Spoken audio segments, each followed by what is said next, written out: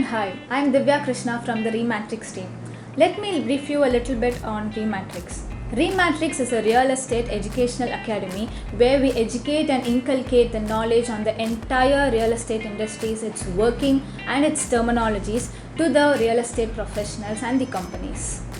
One of the most important and awaited occasions of the year is our Women's Day.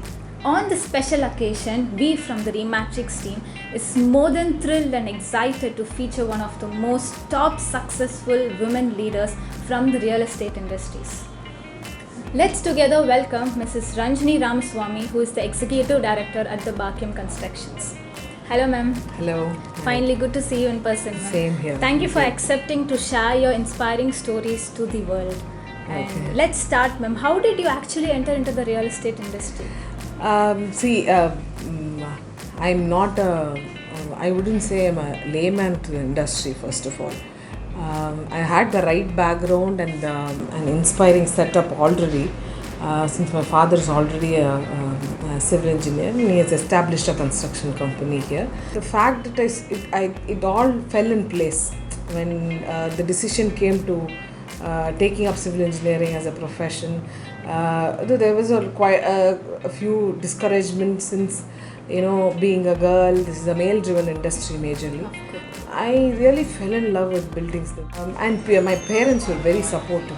They gave me full support on whether whatever decision I could take. So I was the firstborn at home. I have a younger brother who's also a civil engineer, who's also practicing engineering here. So I was treated like a son. Out of the 60 in my class, there were 25 girls and 35 boys in civil engineering. It was quite encouraging, and I could see that the girls are thinking like that civil engineering is not something a boys subject anymore. So with the advent of technology and so many other things, and women are ready to get down to the ground, and they don't feel bad to get dusty. But how did you consistently keep managing your work-life balance in the real estate industry? As you pointed out, it's quite a challenge. Immediately after I finished my civil engineering, I came into the company. Our company is actually kind of an extended family business kind of a thing. Very nice. I was fortunate that I've always been warmed up to them since I was a child. So learning was they made it quite easy for me. So I should thank all my staff also for that. See, civil engineering doesn't mean that everybody needs to be at the site looking after the things which are going on in the site all through the day. So I have tried to manage my work in such a way that we need to go outside for certain things, but not all jobs are done at site. There are quite a few important things. With support staff, the office is backdrop is very important for a successful execution of the site. If you see in our office, not about 4 to 5 women are already employed. We try to encourage them doing it. There's so many other departments here. So from procurement to engineering to administration, and another important thing is statutory clearances, the PR job which you have to do with the statutory officials. All that are handled by women at our office. So purchase also we have women.